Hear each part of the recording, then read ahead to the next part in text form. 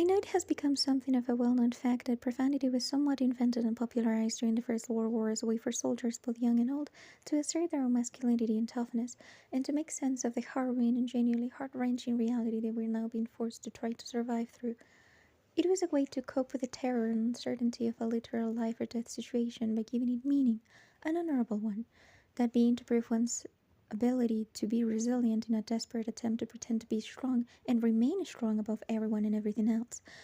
But that is not the sort of profanity that I want to address today. Usually I hear people say that there are no such thing as bad words, but just words and sounds, which I think that is somewhat quite silly, because words are words and we use them as a tool to communicate with one another that we can understand because they carry meaning. We give them meaning and intention and intentionality and connotations through the way we express them.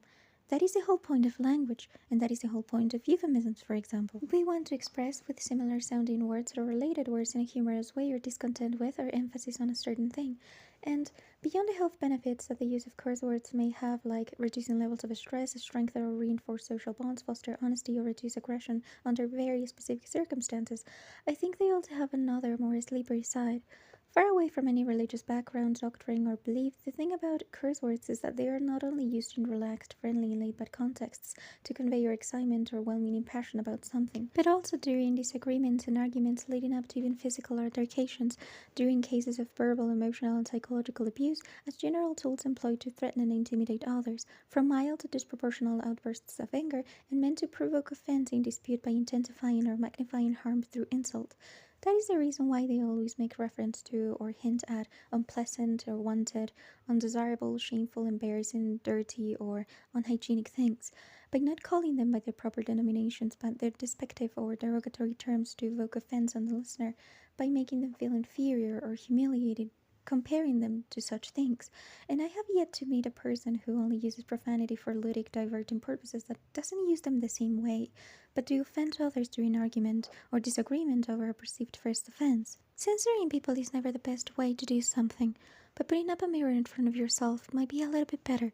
Trying to please people for everything they do or say makes them feel suffocated, as if they have been taken away a part of their sense of self, their capacity to be self-aware, and their agency. So I want to finish this video by saying that I came to think about all of this after watching a video from one of the blogger brothers about morality, in which one of the things Frank said made me reflect about how the words we choose to say and the ways in which we decide to express ourselves every single day and every single moment of our lives make us who we are, by defining who we want to or aspire to become, helping us become better people, worse people, or simply remaining stuck. So, I just want you to think about the contexts in which you decide to use these words and whether that is the actual best way that you want to communicate or if it's actually helping you to improve the way you communicate with the people in your life. But especially maybe on the internet, when it is so easy to showcase the worst parts of ourselves because everything we say can remain anonymous. But you never know when a couple of wise, kind words can turn someone else's whole life around. And if it is possible for you even to have or develop the restraint necessary to only use these words to build things up and not tear them down,